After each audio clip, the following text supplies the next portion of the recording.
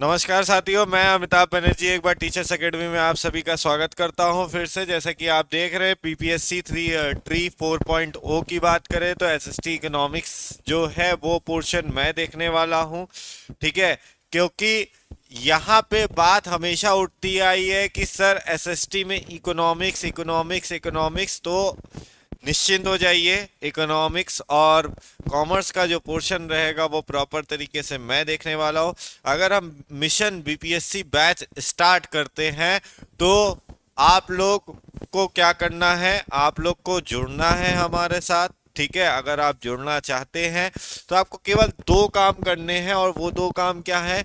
एक तो सबसे पहली चीज की गूगल प्ले स्टोर जो आप चलाते हैं वहां, अगर आपके पास एप्पल है, एप्पल स्टोर से जाके टीचर्स एकेडमी जैसा ये ऐप इंस्टॉल कर लीजिए। क्लियर।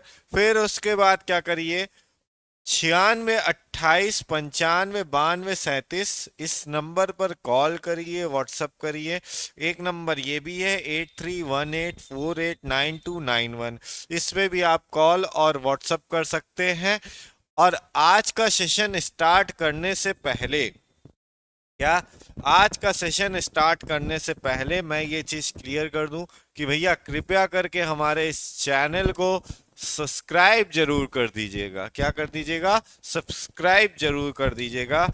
देखिए, नया साल आज के लिए मेरी तरफ से सभी को happy new year and Radhe Radhe. और हमारी तरफ से सभी विषयों पर 999 रुपए की छूट दे दी गई है।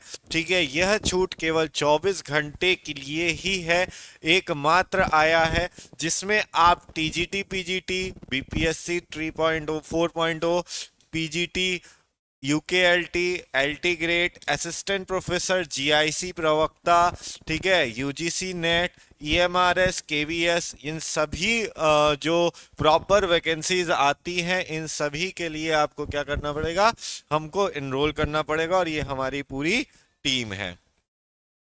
ठीक है। और ये कमिंग सून जो हमारा प्रॉपर तरीके से ऑफलाइन ब्रांच है जो कि आपका प्रयागराज में स्थित है, इलाहाबाद विश्वविद्यालय के सेंट्रल लाइब्रेरी के ठीक सामने वाली रोड पे।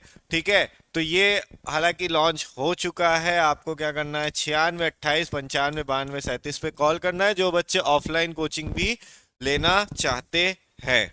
ठीक है, तो चलो आज का हम लोग सेशन क्या करेंगे, स्टार्ट करेंगे विलंब ना करते हुए। तो सभी को good morning and Radhe Radhe. फिलहाल चलो, क्या कह रहा है कि पूंजीवाद वह प्रणाली है जिसमें निम्न लक्षण निहित होते हैं: सरकार की भूमिका का नितांत अभाव, संपत्ति का अधिकार, उत्तराधिकार का अधिकार, उपरोक्त सभी। यानी अगर हम बात करें कि capitalism is a system characteristics by the following features: total absence of government role, right to property, right to inheritance and all of the above. तो बताइए इसमें से कौन सा होगा? जल्दी से मेरे शिकारी बताएं, जितने लोग भी देख रहे हैं जल्दी से बताइए। और एक प्रश्न मेरे तरफ से भी है कि जरा मुझे बताइएगा कि भारत की जो इकोनॉमी है वो कौन सी इकोनॉमी है, भारत की जो इकोनॉमी है वो कौन सी इकोनॉमी है। अगर हम भारत की इकोनॉमी पूछ रहे हैं, जैसे कि आपका हो गया, एक हो गया आपका कैपिटलिस्ट इकोनॉमी। दो क्वेश्चन आपको बताने हैं, कैपिटलिस्ट इकोनॉमी। दूसरा हो गया आपका सोशलिज्म।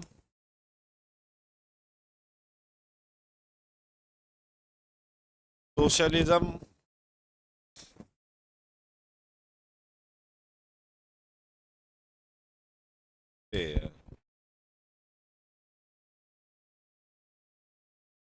Socialism economy. और नंबर सी हो गया मिक्स्ड इकोनॉमी।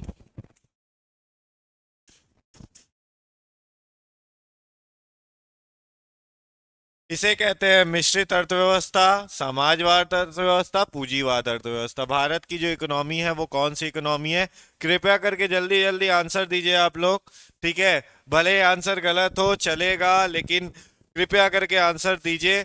सही करने मैं बैठा हूँ, एक्सप्लेन मैं करूंगा। ठीक है, तो बताइए, पूंजीवाद वह प्रणाली है जिसमें निम्न लक्षण निहित होते हैं। कौन सा? सरकार की भूमिका का निरंतर अभाव, संपत्ति का अधिकार, उत्तराधिकार, या फिर उपरोक्त सभी? इनमें से सभी, या इसमें से अगर बात करते हैं भारत की इकोनॉमी कौन सी होती? Capitalist economy, socialism economy, mixed economy, कौन सी होती है? Happy new year sir ji, happy new year बेटा, happy new year, happy new year. This message held for review. B. एक बच्चे ने कहा है बी, एक बच्चे ने कहा है बी, बाकी? बेटा आप लोग एक बी लिख दिया करो, इतने भी लिखना कोई बड़े जरूरी नहीं है। ठीक है, चलो देखो, देखो जो पूंजीवाद होता है ना, सबसे पहले समझते हैं कि कैपिटलिज्म।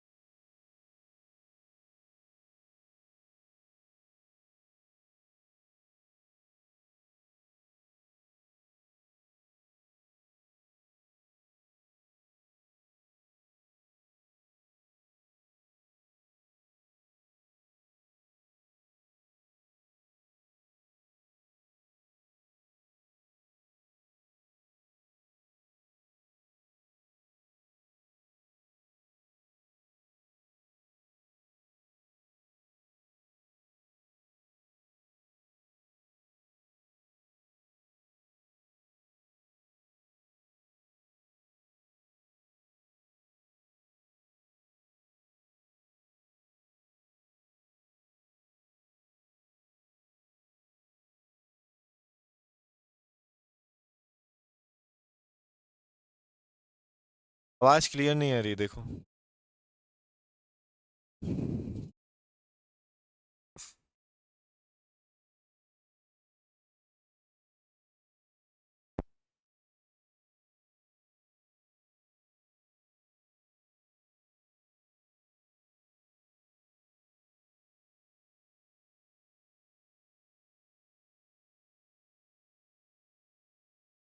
हेलो,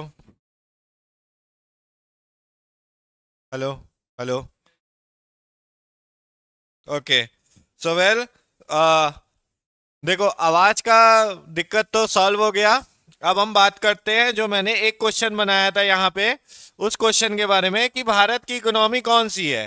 क्या वो पूंजीवाद अर्थव्यवस्था है, समाजवाद अर्थव्यवस्था है, या फिर कह सकते हैं हम इसको क्या, इसको हम कह सकते हैं प्रॉपर तरीके से कि मिक्स्ड इकोनॉमी है? कौन सी इकोनॉमी है?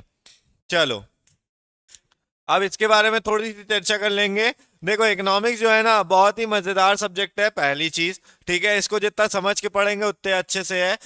भारत की इकोनॉमी जो होती है वो कैपिटलिस्ट भी है और सोशलिस्ट भी है, यानी इसका जो आंसर होगा वो मिक्स्ड इकोनॉमी होगी, यानी मिश्रित अर्थव्यवस्था। हम लोग दूसरे पॉइंट पे आएंगे अब, यानी हमारा दूसरा क्वेश्चन कि निम्न में से किसने उपभोक्ता व्यवहार की गणनावाचक उपयोगिता अवधारणा का प्रतिपादन किया है, यानी who among the following gave the cardinal utility approach to consumer behavior। क्या टू कंज्यूमर बिहेवियर का प्रॉपर तरीके से जो कार्डिनल यूटिलिटी का जो अप्रोच है वो किसने दिया? क्या वो अल्फ्रेड मार्शल ने दिया है, जे आर हिक्स ने दिया है, जे ए क्या है कंप्यूटर ने दिया है, आरजीडी एलन ने दिया? इनमें से कौन किसने दिया है? इसमें से किसने दिया? इनमें से किसने दिया है बताइए? इनमें से किसने दिया है? कार्डिनल यूटिलिटी की बात हो रही है, कार्डिनल यूटिलिटी का अप्रोच इनमें से किस अर्थशास्त्री द्वारा यानी इकोनॉमिस्ट द्वारा दिया गया है? ठीक है, चलिए जल्दी बताइए, शिकार करिए।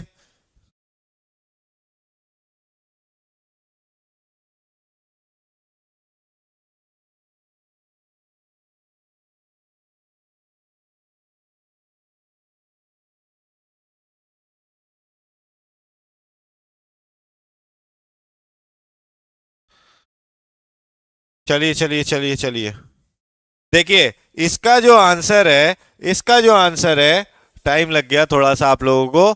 देखो, गणनावाचक उपयोगिता की बात करते हैं तो गणनावाचक उपयोगिता की जो अवधारणा दी गई थी वो अल्फ्रेड मार्शल द्वारा दी गई थी। किसके द्वारा? अल्फ्रेड मार्शल द्वारा। कार्डिनल यूटिलिटी का जो अप्रोच दिया गया था वो अल्फ्रेड मार्शल द्वारा दिया गया था। नेक्स्ट क्वेश्चन की बात करते हैं कि उपभोक्ता व्यवहार के क्रम सूचक उपयोगिता अवधारणा के संदर्भ में उपभोक्ता को किस स्थिति में अधिकतम संतुष्टि प्राप्त होती है? सबसे पहली चीज ये मैं बता दूं, ये क्लास 12 की बुक के क्वेश्चंस में भी ये फॉर्मूले रहते हैं। ठीक है, तो कोई यहां पे कुछ कहेगा नहीं कि सर इसका आंसर मुझे पता नहीं है।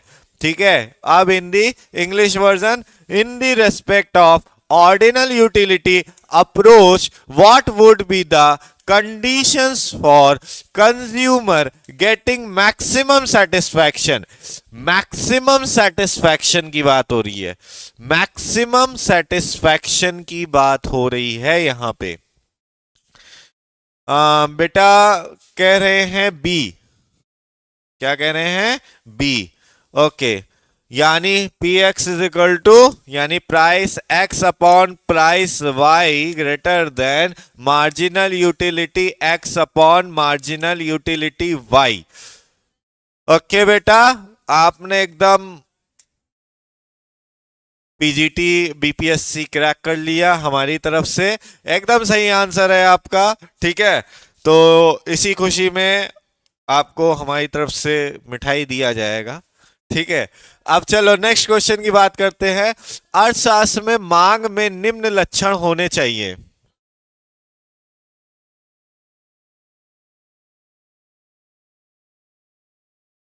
ठीक है, अर्थशास्त्र में मांग में निम्न लक्षण होने चाहिए। कौन से लक्षण होने चाहिए? सबसे पहले हम लोग क्या करते हैं? डिमांड की बात करते हैं, व्हाट इज द डिमांड, फिर उसके बाद लक्षण की बात करेंगे। डिमांड की अगर हम बात करते हैं तो देखो एक ही लाइन में मैं आंसर दूंगा। एक लाइन क्या है? डिजायरेबल, हिंदी इंग्लिश दोनों में लिख दे रहा हूं, desirable goods achieve according to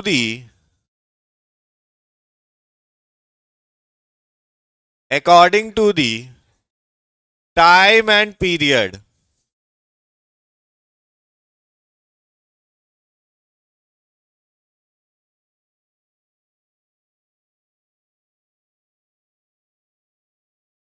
ठीक है, टाइम एंड पीरियड। ठीक है, यानी अगर हम बात करते हैं, मांग वह है जिसमें कोई भी वस्तु की जो आपकी इच्छा की गई वस्तु, क्या कर सकते हैं? इच्छा की गई वस्तु, ठीक है, अगर उसको पाना है, क्या करना है? उसको पाना है, तो समय से पहले अगर आप उसको अचीव कर लेंगे तो वो आपका मांग की कैटेगरी हो जाएगी। ठीक है, यानी मांग का जो डायग्राम होता है वो हमेशा जो भी अभी आपकी ट्रेंडिंग चीज है, क्या है, अभी आपकी ट्रेंडिंग चीज है, तो वो प्रॉपर क्या होगी, वो प्रॉपर हमेशा पीक जो रहेगा वो डिमांड पे रहेगा, और कहीं ना कहीं टाइम के अकॉर्डिंग डिमांड जो है वो आपका नीचे आ जाएगा। क्या हो जाएगा, डिमांड जो है आपका नीचे आ जाएगा। तो फिलहाल इस क्वेश्चन का आंसर क्या है, इस क्वेश्चन का आंसर है कि अर्थशास्त्र में मांग में निम्न लक्षण होने चाहिए। क्या वो मात्रा जिसे उपभोक्ता निर्दिष्ट कीमत पर खरीदता है, वस्तु को प्राप्त करने की इच्छा, वस्तु को खरीदने की इच्छा तथा कीमत चुकाने का तत्परता, या फिर खरीदने की इच्छा, चुकाने का तत्परता, या आय का पर्याप्त। देखो बेटा, डिमांड जो होता है ना, इसमें एक चीज और भी इंक्लूड कर सकते हो, वो है हमारी इनकम। ठीक है, तो यानी इसका जो आंसर होगा वो आंसर नंबर 4 होगा, क्योंकि खरीदने की इच्छा भी हमारी है, चुकाने का तत्परता भी हमारा है, क्योंकि जो चीज खरीदेंगे वो हमारा चुकाना तो रहेगा ही, और प्लस आय जो है, क्या है, इनकम जो है, वो भी उसके अकॉर्डिंग हम अपनी डिमांड देखेंगे। ठीक, तो ये चीज हो गई हमारी फोर्थ क्वेश्चन। बात करते हैं हमारा फिफ्थ क्वेश्चन का। मांग की लोच क्या होती है, यानी लॉ ऑफ डिमांड क्या होता है, लॉ ऑफ डिमांड क्या होता है। पहले लॉ ऑफ डिमांड की बात कर लेते हैं, फिर उसके बाद मांग की लोच की बात करेंगे।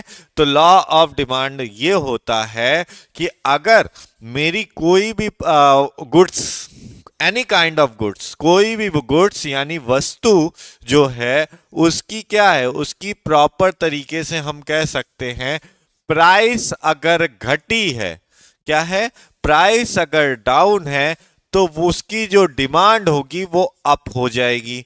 एक कंडीशन ये हो गया। ठीक है, और दूसरी कंडीशन क्या है, दूसरी कंडीशन ये है कि अगर मेरी डिमांड गेन है पहले से ही, तो अचानक से प्राइस भी बढ़ जाएगा। ठीक है, देखते होगे कोई भी, ये कंडीशन नंबर 2 है। ठीक है, देखते होगे कि कोई भी प्रॉपर तरीके से कोई भी फेस्टिवल आता है, तो जिस टाइप का वो फेस्टिवल होता है, दिवाली में दियो के, कैंडल्स के दाम बढ़ जाते हैं, ठीक है, झाड़ू के दाम बढ़ जाते हैं, तो प्रॉपर तरीके से क्यों होता है, क्योंकि उस टाइम उसकी डिमांड बढ़ चुकी होती है। क्लियर, क्लियर है। तो अब बात कर लेते हैं मांग की लोच में निम्न तात्पर्य क्या है। कीमत में परिवर्तन होने से मांग में परिवर्तन हो, एकदम सही है, देखो पहला वाला सही है। आय में परिवर्तन होने पर मांग में परिवर्तन हो, यह भी सही है, क्योंकि आप एक ही टाइम पर अगर आपका इंक्रीमेंट होता है तो उसके बाद आप वही चीज दोबारा रिपीट नहीं कर सकते हो ना, तो आप क्या करोगे, क्योंकि इकोनॉमिक्स का एक पुराना सिद्धांत है कि जैसे जैसे एक इंसान या एक व्यक्ति की आय यानी इनकम बढ़ने लगती है, वैसे वैसे उसकी जरूरतें भी बढ़ने लगती हैं। ठीक है, तो ये भी प्रैक्टिकली सही है। किसी भी संबंध वस्तु की कीमत में परिवर्तन होने पर मांग में परिवर्तन भी हो जाता है, यानी संबंधित वस्तु का कहने का यहाँ पे ये मतलब है कि that's like a substitute goods. ठीक है, सब्स्टिट्यूट गुड्स में भी आपका प्रॉपर तरीके से ये चीज होता है उपयुक्त सभी, तो इसका आंसर जो होगा वो प्रॉपर तरीके से बेटा उपयुक्त सभी होगा, यानी all of the above. Clear है, क्लियर है, इतना क्लियर है। ओके, चलो नेक्स्ट। मैं इधर आ जाता हूं।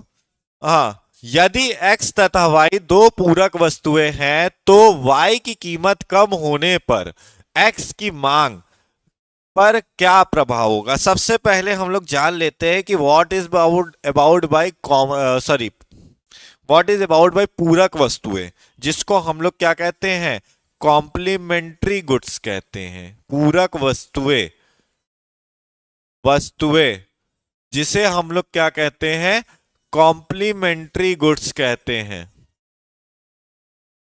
कॉम्प्लीमेंट्री गुड्स होता क्या है, देखो कॉम्प्लीमेंट्री गुड्स वो गुड्स होते हैं जिसमें प्रॉपर तरीके से जो एक दूसरे के अपोजिट हो, जिसका एक दूसरे से कोई लेना देना ही ना हो।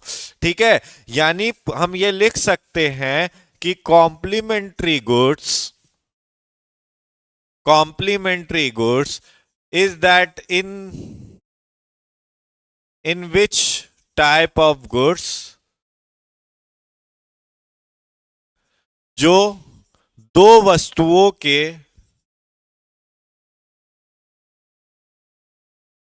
अपोजिट होते हैं। क्या होते हैं? अपोजिट होते हैं।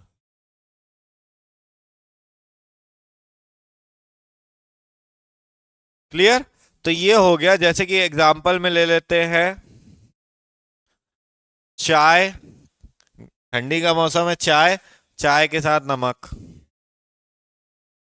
चाय के साथ नमक। क्लियर? ये एग्जांपल हो गया। आ गया जी, हाँ ये रहा। तो बताइए इसका ऑप्शन क्या होगा? यानी given that X and Y are two complementary goods, okay, if price of Y falls, so how would demand for exchange? यदि y की कीमत कम हो जाती है, यानी y की कीमत कम हो जाती है, तो x का जो डिमांड होगा वो इंक्रीज होगा या डिक्रीज होगा या फिर कांस्टेंट रहेगा? कांस्टेंट रहेगा। क्या रहेगा? तीन ऑप्शन बता दिया, बताइए क्या रहेगा इसका। और सभी लोग देख रहे हैं तो कृपया करके हमारे चैनल को थोड़ा सा लाइक करवा दीजिए और मुझे भी मोटिवेशन मिल जाएगा, ठीक है? और सब्सक्राइब भी कर दीजिए। तो चलिए जल्दी बताइए इसका क्या होगा।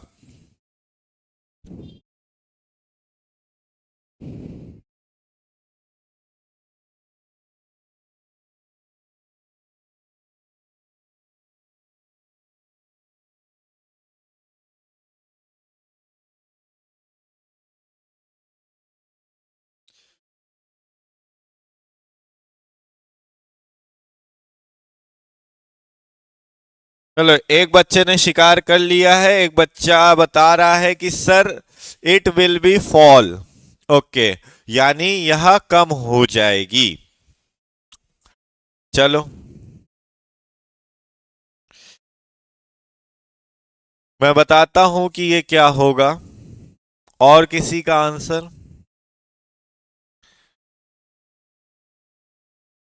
बेटा देखो, जब आप एक वस्तु, ठीक है, एक वस्तु की कीमत यानी प्राइस कम हो रही है, तो डिमांड जो है दूसरे वस्तु की वो क्या होगी? वो बेटा बढ़ जाएगी। क्या होगी? बढ़ जाएगी। रीजन, क्योंकि वो कांस्टेंट नहीं रह सकती, वो कांस्टेंट नहीं रह सकती है और ना कम हो सकती है, क्योंकि उसका उपयोग ज्यादा चीजों के लिए होता है। जैसे कि मैंने यहां पे एक एग्जांपल लिया था, कहां गया जी, ये रहा, चाय के साथ नमक। तो मैंने जो ये नमक था उसका यूजेस बहुत जगह में होता है, ठीक है, लेकिन चाय का उपयोग केवल कुछ ही एक दो ही जगह में होता है, एक ही जगह में होता है, जैसे कि, ठीक है। तो इसमें क्या होगा? इसमें आपका यह बढ़ जाएगा।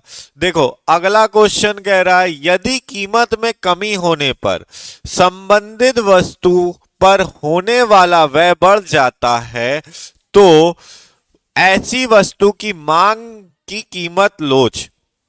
In with a fall in price, expenditure on the goods increases price, elasticity of such product will be। क्या elasticity of such product will be? ठीक है, तो देखो, very high, less than unity, zero, indeterminate यानी अनियंत्रण होगी, बहुत अधिक हो जाएगी, इकाई से कम होगी, अनियंत्रण होगी, या फिर शून्य हो जाएगी।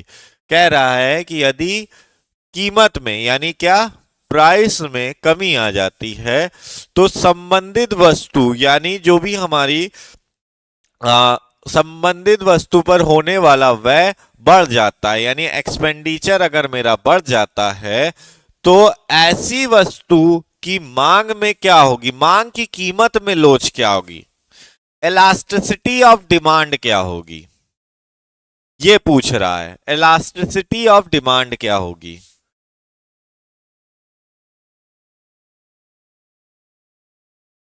बताइए, इलास्टिसिटी ऑफ डिमांड, 7 का जल्दी से आंसर दीजिए। इलास्टिसिटी ऑफ डिमांड क्या होगी? जैसा कि मैंने इलास्टिसिटी ऑफ द बताया था, ठीक है, law of demand, elasticity of demand, no difference. Okay, so then देखो इसका आंसर जो होगा वो सी होगा, यानी शून्य हो जाएगा, क्योंकि यहाँ पे प्राइस भी घट रहा है, इलास्टिसिटी भी घट रही है। अगर हम इसको बायोग्राफ के थ्रू समझे तो बायोग्राफ के थ्रू अगर हम मान लेते हैं this is a Q1 and this is a Q2, that's is a price 0 and this is a price 1। तो अगर हम प्राइस 1 को 1 से जोड़ते हैं, सॉरी दूसरा कलर ले लेता हूं, ठीक है, देखो प्राइस 1 को मैं प्राइस 1 से जोड़ता हूं और प्राइस 2 को मैं प्राइस 2 से जोड़ता हूं, सॉरी प्राइस 0 को मैं इससे जोड़ता हूं, तो ये जो लाइन बन के आ रही है इसके ऊपर से बन के आ रही है ना, तो एक जो ये बिंदु है, एक जो ये बिंदु है, ये दोनों बिंदु क्या होगी, ये दोनों बिंदु ई कहलाएगी, और E is the balancing figure, और बैलेंसिंग फिगर हमेशा शून्य होता है। क्लियर? चलो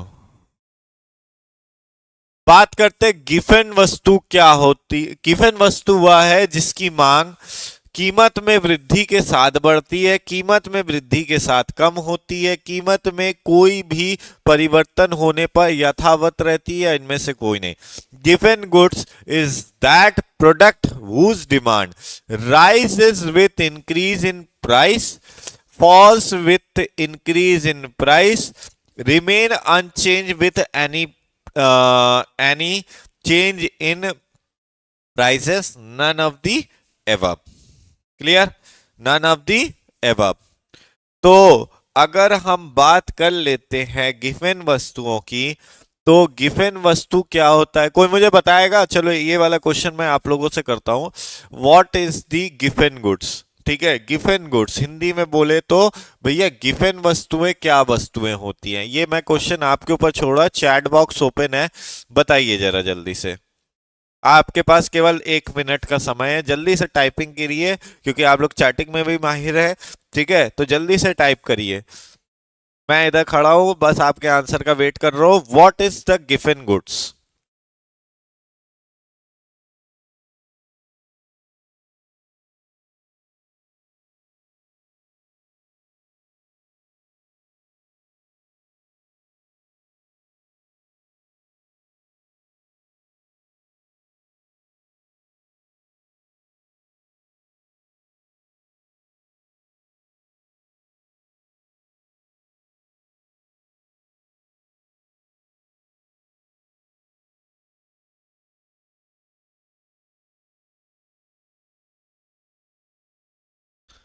चलो भैया बताओ, किसी का आया आंसर?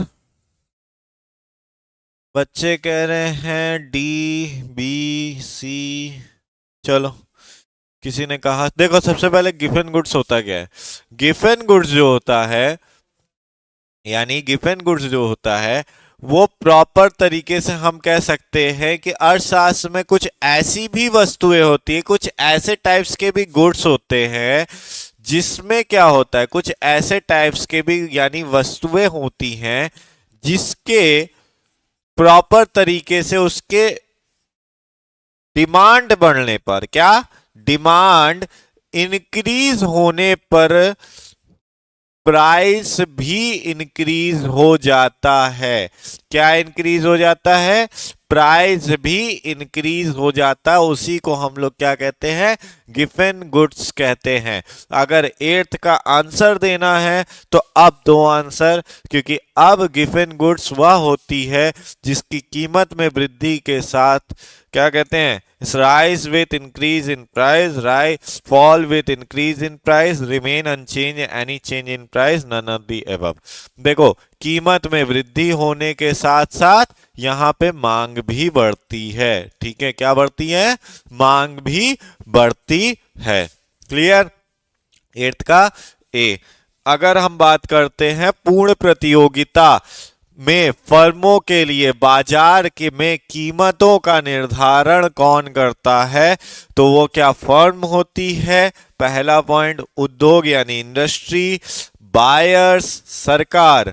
ठीक है, देखो सरकार का काम केवल टैक्स लेना है। ठीक है, सरकार का काम क्या है? टैक्स लेना है। ठीक है, बात कर लेते हैं कि अगर हम यहाँ पे किस चीज का इन्वॉल्वमेंट हम देखना चाहते हैं, क्योंकि अगर मार्केट फर्म में प्राइस कोई डिसाइड करेगा, ठीक है, मार्केट फर्म में अगर प्राइस कोई डिसाइड करेगा तो वो उद्योग होगा यानी इंटरप्राइजेस होंगे, यानी इंटरप्राइजेस को हम लोग इंडस्ट्रीज भी कहते हैं। ठीक है, तो ये बहुत ही बेसिक सा क्वेश्चन है, तो इसमें मुझे नहीं लगता कि कुछ ज्यादा वो करना पड़ेगा, क्या कुछ ज्यादा प्रॉपर तरीके से हमको एक्सप्लेन करना पड़ेगा।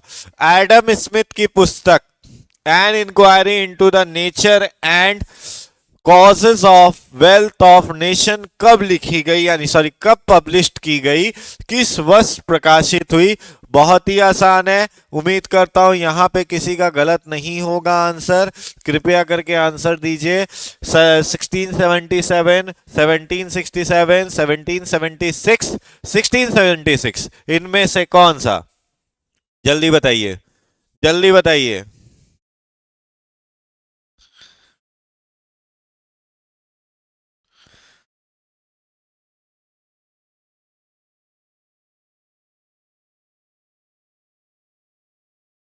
देखो, जो an inquiry into the nature and causes of wealth of nation publish in the year किया गया था, ये किया गया था 1776 में किया गया था इसको। अगर हम अब नेक्स्ट क्वेश्चन की बात करें, यदि साधनों की मात्रा तथा प्रौद्योगिकी अपरिवर्तनीय रहे, तब एक्स के उत्पादन में वृद्धि होने पर उत्पादन संभावना वक्र का स्वरूप कैसा होगा?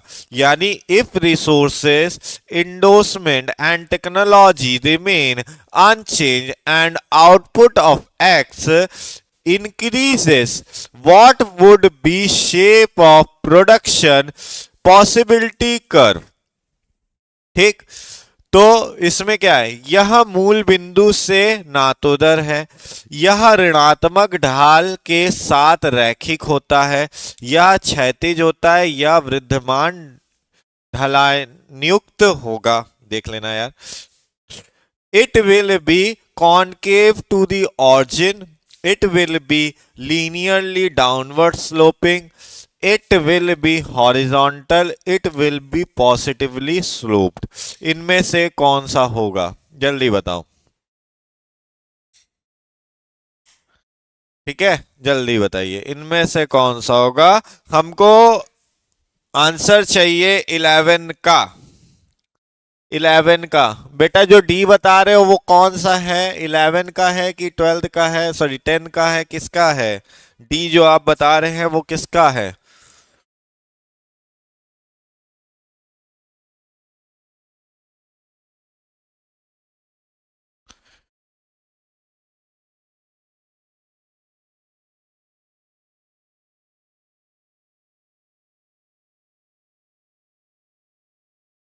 चलिए बताइए।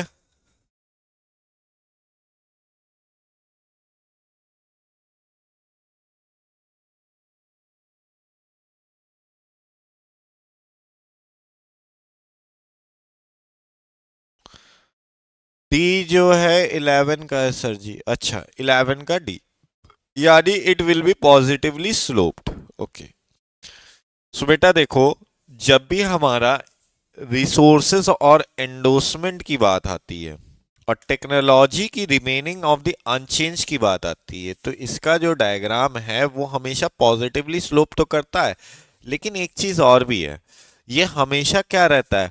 हॉरिजॉन्टल वे में रहता है।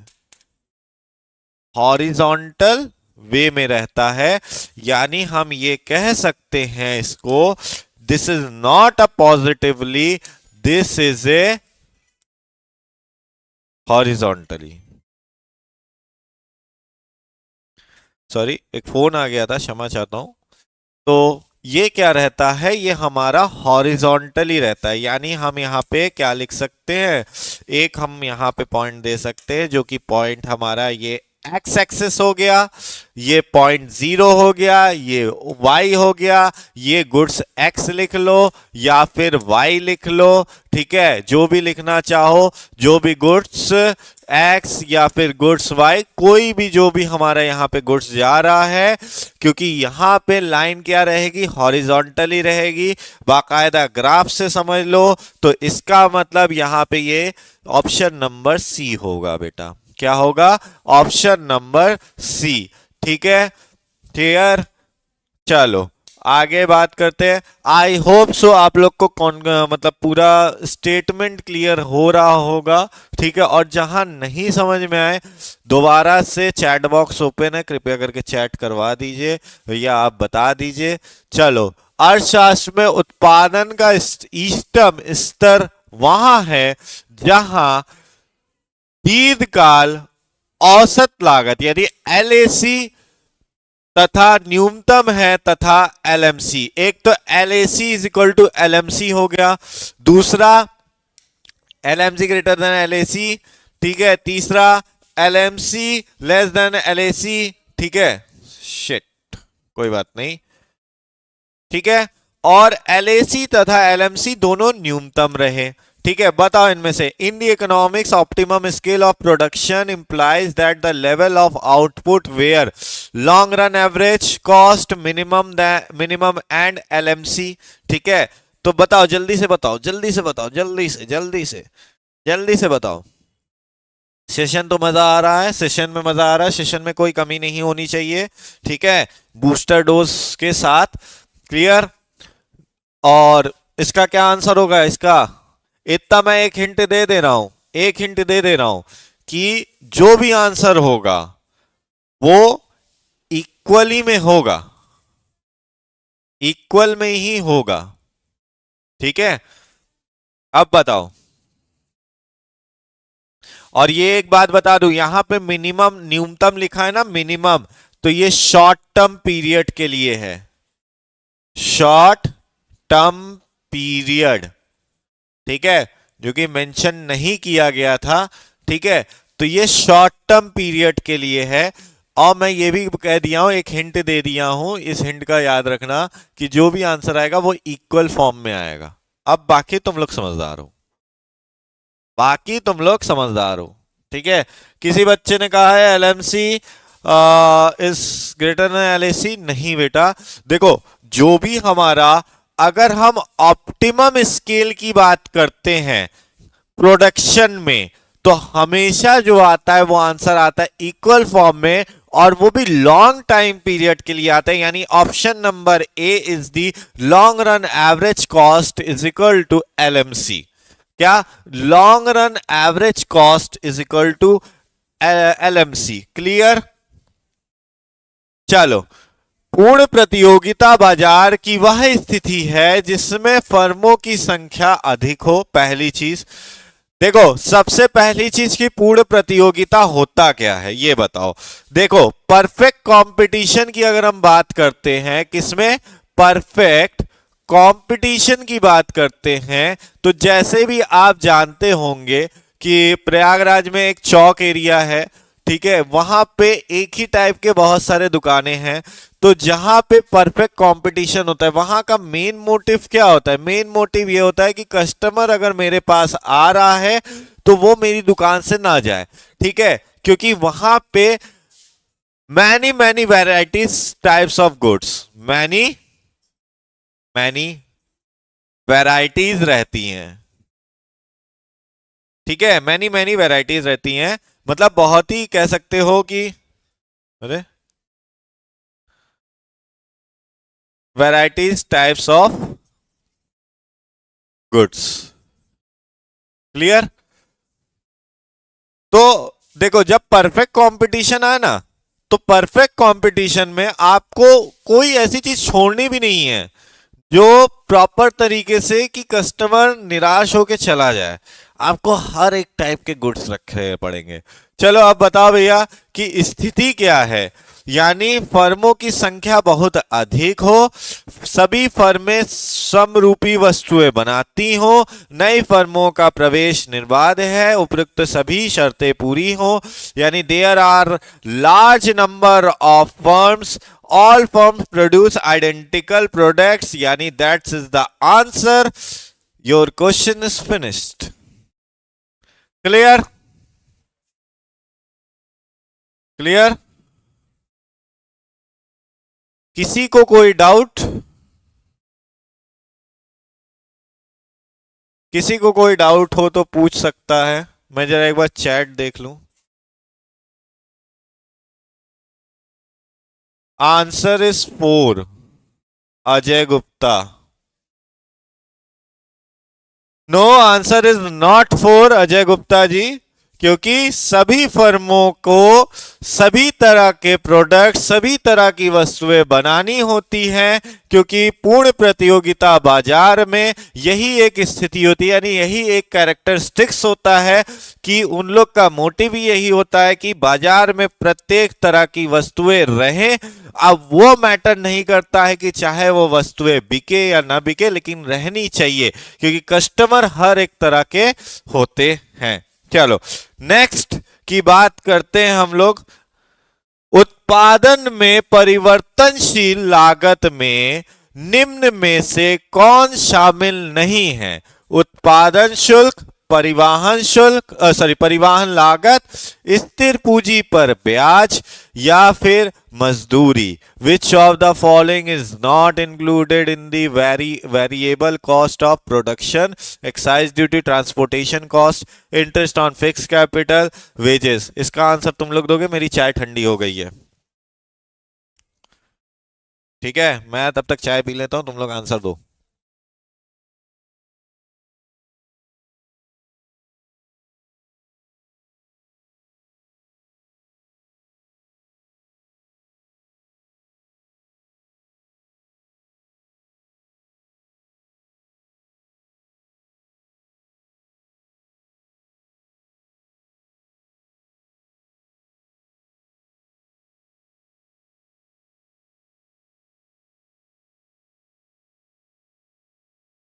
चलिए बताइए, इसमें क्या होगा? इसमें क्या होगा?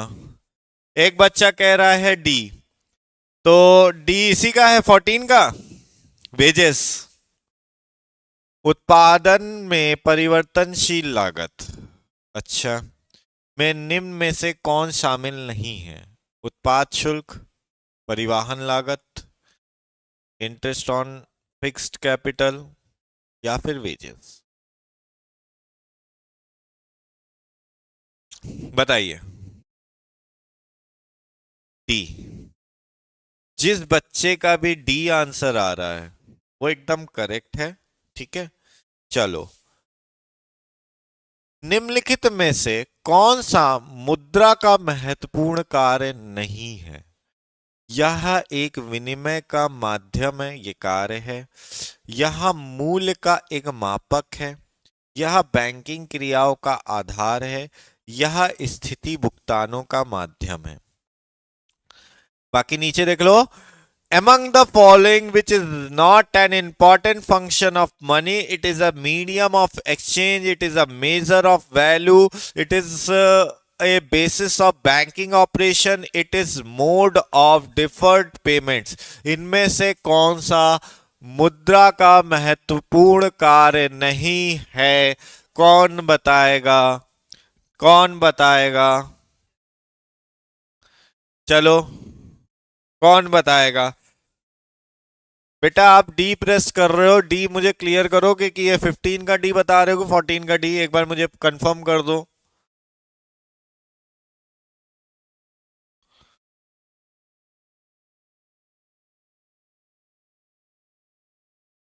अब सी बता रहे हो आप।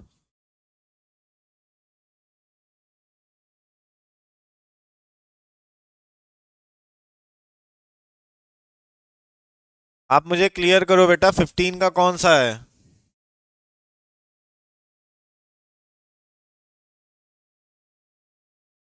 सबसे पहले जान लेते हैं कि मुद्रा क्या होती है। मुद्रा एक तरीके की ऐसी प्रक्रिया होती है जिसको हम लोग विनिमय मतलब वस्तु का क्रय विक्रय के वस्तु जो होती है यानी गुड्स का से परचेज एंड सेल्स के बीच में वो काम करता है। एक मीडियम ऑफ एक्सचेंज होता है। क्या होता है?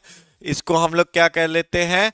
इसको हम लोग कह लेते हैं मीडियम ऑफ एक्सचेंज। ठीक है, सबसे पहले अगर हम लोग मुद्रा के बारे में जानते थे तो वो था क्या? हमारा बार्टर सिस्टम यानी वस्तु विनिमय। सबसे पहले वही चीज चला था यानी बार्टर सिस्टम।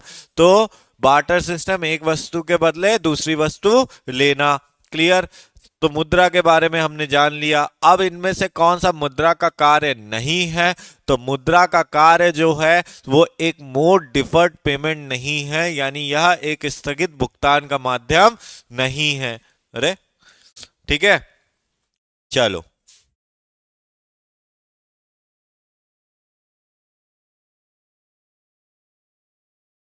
नेक्स्ट, इनमें से कौन सा व्यवसायिक बैंक का कार्य नहीं करते हैं? साख का सृजन करना। यानी अगर हम बात कर लेते हैं बेटा, देखो चलो डिफरेंस एक बार जान लेते हैं कि क्या होता है सेंट्रल बैंक और क्या करता है हमारा कमर्शियल बैंक। ठीक है, सेंट्रल बैंक जो क्वेश्चन आया वो कमर्शियल बैंक का था।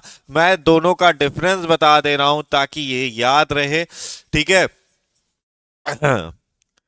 भारत में सेंट्रल बैंक केवल एक ही है, वो है हमारा कौन? RBI. Number one, number one Bharat में सेंट्रल बैंक हमारा आरबीआई है। आरबीआई के बाद सबसे बड़ा अगर कमर्शियल बैंक कोई है तो वो एसबीआई है। ठीक है, फिर उसके बाद बाकी सारे आते हैं। उसके बाद क्या होता है? बाकी सारे आते हैं। तो हम केवल एक के बारे में चर्चा करेंगे भी। आरबीआई की जो स्थापना हुई थी यानी इस्टेब्लिशमेंट हुआ था वो 1 अप्रैल यानी 1935 को हुआ था। ठीक है, जबकि एसबीआई की जो इस्टेब्लिशमेंट हुई थी वो 1 जुलाई प्रॉपर तरीके से 1955 को हुई थी। क्लियर? अगर हम बात करते हैं पॉइंट नंबर 2 की, ठीक है, पॉइंट नंबर 2 की, यहां पे 1 होगा गलती से। ठीक है, पॉइंट नंबर 2 की, जो सेंट्रल बैंक होता है वो इशूइंग अ नोट करता है। क्या करता है? इशूइंग अ नोट करता है।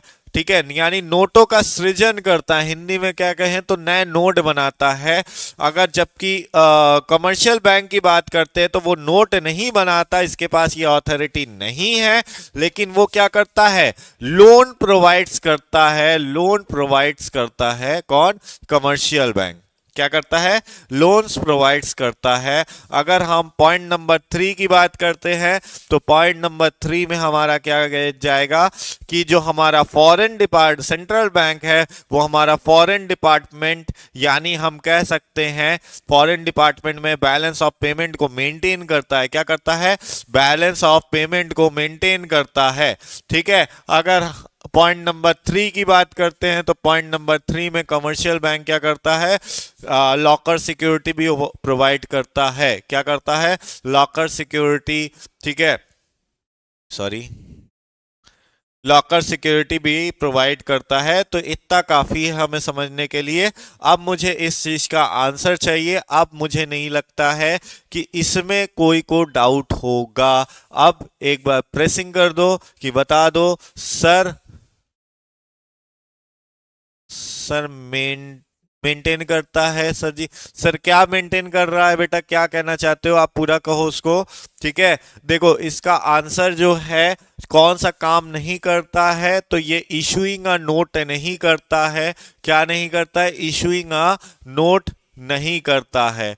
ठीक है, इशूइंग अ नोट नहीं करता है। तो यहां पे साख का सृजन करना, ठीक है, या क्रिएशन ए क्रेडिट, यहां पे क्रिएशन अ नोट कर लो। ठीक है, क्रिएशन अ नोट कर लो, यानी इशूइंग अ नोट नहीं करता है प्रॉपर तरीके से। ठीक, चलो 17 की बात करते हैं हम लोग। किसकी? 17 की बात करते हैं तो फिशर के मुद्रा परिमाण सिद्धांत में निम्न में से कौन सा समीकरण मुद्रा की पूर्ति को व्यक्त करता है? यानी M V M dash V dash M B, M B plus M V dash या वी डिग्री, जनता के पास करेंसी तथा बैंकों के पास जमाएं। ठीक है, एक ये कौन सा आंसर? देखो चलो, एमबी के बारे में हम लोग बात कर लेते हैं। एम बराबर, बी बराबर, पी बराबर और टी बराबर। फुल फॉर्म जान लेते हैं, फुल फॉर्म जानना अपना काम है। देखो एम का मतलब क्या होता है? Money supply. क्या होता है? Money supply. ठीक। बी का बराबर होता है velocity, velocity of money, velocity of money. P का मतलब होता है प्राइस लेवल, कोई भी गुड्स का प्राइस लेवल कितना हाई जा सकता है या कितना लो जा सकता है। ठीक है। टी का मतलब होता है लेवल ऑफ ट्रांजैक्शंस। क्या? Level of transactions, transactions. Clear? तो ये चीज होती है। अब देखो इसका जो आंसर है बेटा, इसका आंसर आप लोग क्या करेंगे? सर जी वही क्वेश्चन जो आप अभी समझाए हैं सर जी। अच्छा अच्छा, ठीक है बेटा। Okay sir. कुकर्स, बेटा वो कुकर सिक्योरिटी नहीं, वो लॉकर सिक्योरिटी होता है। ठीक है, LOCKER, वो लॉकर सिक्योरिटी होता है। हाँ चलो खैर, अपने पॉइंट पे आते हैं। फिशर के मुद्रा परिमाण सिद्धांत में निम्न में से कौन सा समीकरण मुद्रा की पूर्ति को व्यक्त करता है? तो पहले मैं बता दूं, पहला दूसरा तीसरा नहीं है, यहाँ पे ऑप्शन नंबर डी होगा। क्योंकि जनता के पास जो करेंसी होती है, ठीक है, जनता के पास जो करेंसी होते हैं बैंकों में जमाया करते हैं, इसको हम लोग क्या करते हैं? M B is equal to PT के फॉर्म में दिखाते हैं। किस फॉर्म में? M B is equal to PT के फॉर्म में दिखाते हैं। तो यानी इसमें क्या होगा, इसका हम लोग इक्वेशन बना देते हैं, M B is equal to PT. क्या? M B is equal to PT. Clear? Clear है इतनी सी बात? ठीक है, क्लियर है। चलो, किसी भी सरकार के राजस्व घाटे का निम्न तात्पर्य क्या है? किसी भी राजस्व, किसी भी सरकार के राजस्व घाटे का निम्न तात्पर्य क्या है? यानी revenue deficit of any government deficits of the following. या राजस्व की अपेक्षा राजस्व का अधिक, सरकार द्वारा किए गए शुद्ध ऋण, राजस्व व्यय तथा राजस्व ऋण, सरकार का सकल घाटा। यानी excess of revenue expenditure over revenue receipt. और फिर अगर अब बात करते हैं net borrowing of the government, revenue expenditure plus net borrowing, overall deficit of the government. ठीक है, तो इसका क्या आंसर होगा?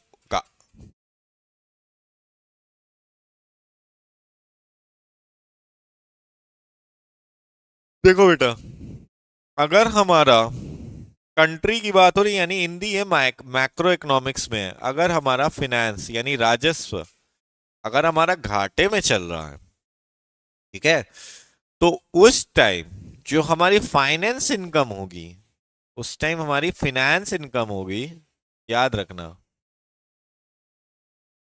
फिनेंस इनकम जो होगी वो राजस्व घाटे से ज्यादा होगी।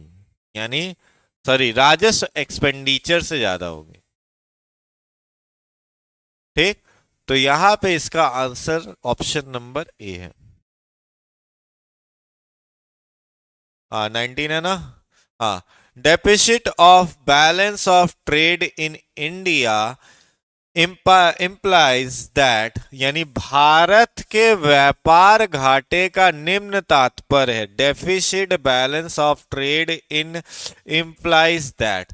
ठीक है, इसके बाद एक क्वेश्चन और मैं कराऊंगा। मैं एक चीज पहले बता दे रहा हूं, एक क्वेश्चन मैं और कराऊंगा, फिर उसके बाद 10 क्वेश्चन मेरी तरफ से होमवर्क, क्योंकि कल इसकी जो नेक्स्ट सीरीज आएगी उस पे भी मैं आगे का प्रॉपर वही 10 क्वेश्चन लाऊंगा होमवर्क का। क्लियर? तो चलो, हमारे आयात, क्या लिखा है भाई, अनवरत रूप से निर्यातों से कम है। निर्यातों की वृद्धि दर निराशाजनक रही है। हमारे व्यापारिक भागीदार समर्थनवान हैं। अनवर अनवरत रूप से हमारे निर्यात आयातों से कम है। यानी our imports are consistency lower than exports. Growth rate of export has been dismal. Our trading partners are dominant. Consistency our export have been lower than imports। इसमें क्या होगा, तो भैया इसमें जो होगा वो आपका हमारे आयात अनवरत रूप से निर्यातों से कम है। यानी हमारे जो imports हैं वो ज्यादा हैं। हमारे क्या है, imports, यानी हमारी कंट्री के imports ज्यादा है according to the export, according to the export. ठीक है, तो एक क्वेश्चन आ रहा है मेरे दिमाग में फिर से। ठीक है, एक क्वेश्चन आ रहा है मेरे दिमाग में फिर से, और वो क्वेश्चन क्या है, ध्यान से समझो। भारत इनमें से, या इधर नहीं लिखूंगा, इधर लिखता हूं, चलो एक क्वेश्चन का आंसर देना। भारत यानी इंडिया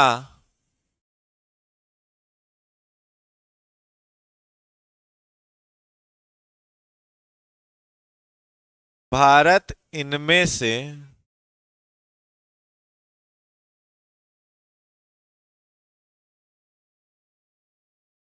कौन सा, कौन सी वस्तु सबसे ज्यादा एक्सपोर्ट कराता है। ये क्वेश्चन होमवर्क रहेगा।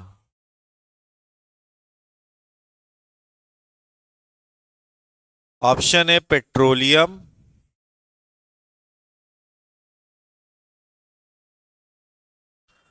Option B spices, option C both A and B,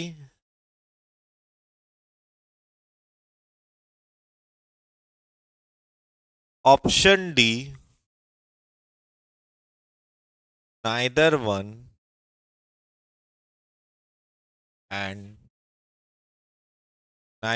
and two. मैं इस क्वेश्चन की इंग्लिश नीचे लिख देता हूं। India in which types of goods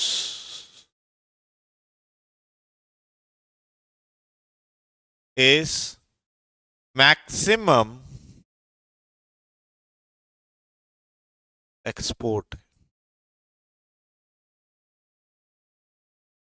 clear,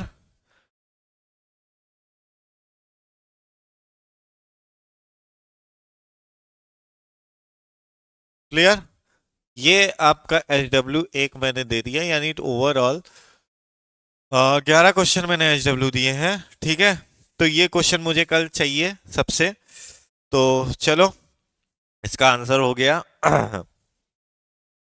भुगतान संतुलन का आकलन निम्न प्रकार में से किया जाता है। यानी यहाँ पे बैलेंस ऑफ पेमेंट का पूछ रहा है।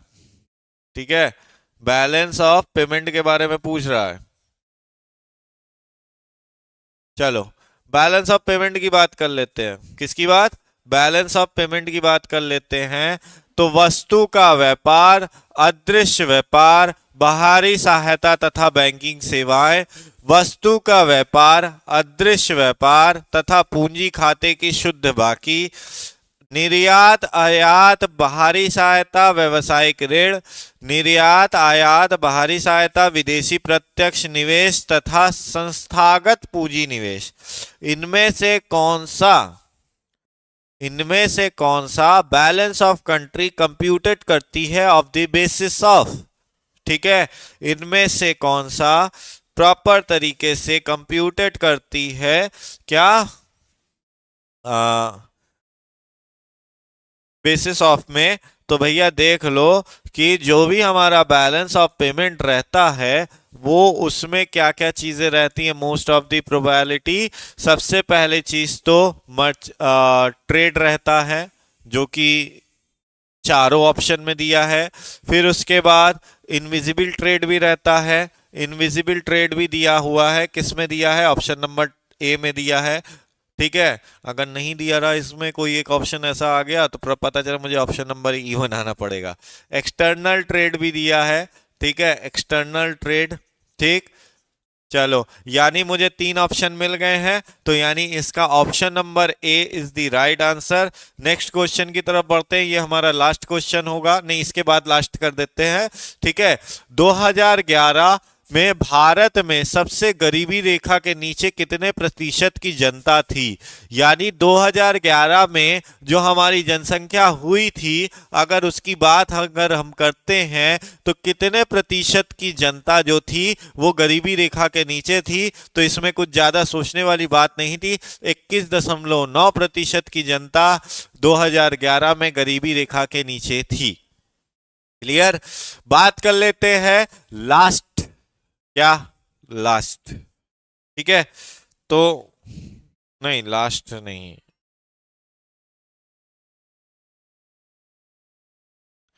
लास्ट नहीं, 12वीं पंचवर्षीय। देखो ये वाला होमवर्क रहेगा, ठीक है, 23 वाला मैं बता दे रहा हूँ, ये लास्ट रहेगा। इसके बाद जो जो क्वेश्चन रहेंगे वो मैं समझाता चलूंगा। भारत की 12वीं पंचवर्षीय योजना यानी जो हमारी 12th पंचवर्षीय योजना थी, कौन सी, 12th पंचवर्षीय योजना में किस सेक्टर के लिए सर्वाधिक आवंटन किया गया था। सामाजिक सेवाएं, ऊर्जा, कृषि तथा ग्रामीण विकास, उद्योग तथा खनिज। यानी which sector has been the highest allocation in India 12th 5-year plan. जो कि हमारी सोशल सर्विस थी, एनर्जी थी, agriculture and rural development, industries and minerals, etcetera etcetera. तो देखो जो हमारी थी सबसे ज्यादा, वो सबसे ज्यादा थी हेल्थ सेक्टर में सबसे ज्यादा थी। किसमें थी, हेल्थ सेक्टर। अब तुम लोग कहोगे कि सर सर्वाधिक आवंटन तो हेल्थ सेक्टर का था, यानी सबसे ज्यादा हाईएस्ट अलॉटमेंट अगर हेल्थ सेक्टर का था, तो यहाँ पे हेल्थ सेक्टर दिया ही नहीं है। तो हेल्थ सेक्टर बेटा हमेशा सामाजिक सेवाओं में आता है, यानी सोशल सर्विसेज में आता है, तो इसीलिए इसका option number A is the right answer. ठीक है, is the option number A is the right answer. Clear, clear है, क्लियर। चलो अब मैं बाकी समझा देता हूं। किस देश में विषमताओं का माप लेने हेतु कौन सी विधि प्रयुक्त की जाती है। इनमें से which is measured to analysis the extent of inequalities any country. Gini गुणांक, सामान्य वितरण गुणांक, प्रायिकता अनुपात, या फिर नन ऑफ दीज। तो देखो इसका जो आंसर होगा वो नॉर्मल डिस्ट्रीब्यूशन मेथड होगा। अरे तेरी, मैं तो होमवर्क ही कर दिया। चलो अब मैं आगे नहीं समझाने वाला। पीडीएफ जाएगी तुम्हारी इसमें टेलीग्राम चैनल में, ठीक है। तो ये अंगणित यहाँ पे मतलब 2-4 होमवर्क के क्वेश्चन है। एक ये आपका होमवर्क का क्वेश्चन हो गया, मुझे कमेंट सेक्शन में सभी का आंसर चाहिए। एक ये होमवर्क का क्वेश्चन हो गया, ठीक है। एक ये बहुलक क्या होता है यानी मीडियम मोड क्या होता है, ठीक। 2, 3, ये 4, 5, 6, 7, 7। यानी टोटल ओवरऑल मैंने कितने क्वेश्चन दिए, 7 होमवर्क के क्वेश्चन दिए हैं, 7 होमवर्क के क्वेश्चन दिए हैं मैंने प्रॉपर तरीके से। आप लोग मुझे कमेंट सेक्शन में बताओगे एक एक करके, 21 का डी ऐसे, 21, 22 का सी, इस तरीके से आप मुझे बताओगे, ठीक है, क्योंकि मैं कमेंट सेक्शन चेक करता रहता हूं। तो आज के लिए फिलहाल इतना ही, ठीक है, आज के लिए फिलहाल इतना ही। अगर आपको सेशन पसंद आया होगा तो उसके लिए थैंक यू, ठीक है, थैंक यू। और मैं कल फिर क्या करूंगा, इसका एक और सेट लेके आऊंगा, ठीक है। Time schedule will be mentioned on the next few hours. Sir जी कैसे मिलेगा होमवर्क का क्वेश्चन? बेटा ये पीडीएफ में जाएगा, ठीक है, पीडीएफ में जाएगा, ठीक है। आप एक काम करो, आप स्क्रीनशॉट ले लो, ठीक है, आप स्क्रीनशॉट ले लो, धन करके स्क्रीनशॉट लो खटाक से। एक क्वेश्चन ये हो गया 30 वाला, बाजार की दर पर मुद्रा की कौन सी मांग निर्भर करती है, ठीक है, एक ये हो गया। ये वाला भी ले लो, who propounded the permanent income hypothesis of consumer behaviour, किसने ये दिया था, किसने मतलब ये थ्योरी लाई थी, ठीक है। अब बात कर लेते हैं according to the John Robinson a market has imperfection on account of, यानी जॉन रॉबिन्सन के मतानुसार बाजार में निम्न कारण की अपूर्णताएं उत्पन्न होती हैं, ठीक, एक ये हो गया। अगर हम बात करते हैं या मान लीजिए कि डी तथा एस क्रमशः मांग तथा पूर्ति की मात्रा है, टी वर्तमान अवधि घोतक तथा जबकि T+1 और T-1 वाला ये जो क्वेश्चन है इसको भी आपको करना है, स्क्रीनशॉट लेते रहना, ठीक है, स्क्रीनशॉट लेते रहना। द स्लट्सकी थ्योरम, जो स्लट्सकी थ्योरम था वो किसको सजेस्ट करता है, वो impact to change to on demand can be decomposed into, ठीक है। फिर उसके बाद अगर हम बात करते हैं 25, यानी mode refers to the score which. फिर अगर हम बात करते हैं अर्थमेटिक एवरेजेस में बी डिफाइंड एज, और यहां तक तो मैंने बता ही दिया था, एक क्वेश्चन इधर भी था ना, ये तो मैंने सॉल्व कर दिया। और है क्या, हाँ एक क्वेश्चन ये रहा, भारत में से कौन सी सबसे वस्तु मतलब सबसे ज्यादा वस्तु एक्सपोर्ट कराता है, in which type of goods is the maximum export, जो इंडिया कराता है, क्या वो पेट्रोलियम है, स्पाइसेस है, दोनों है, या फिर नाइदर, एक और दो है। तो चलो ये हो गया, ठीक है। तो आज के लिए इतना ही रखते हैं, फिर कल मिलेंगे हम, ठीक है, एक नए जोश के साथ, नए होश के साथ जरूर मिलिएगा। तब तक के लिए शुभ रात्रि और आप सभी को हैप्पी न्यू ईयर, ठीक है, एक बार दोबारा फिर से, ठीक है। Thank you so much.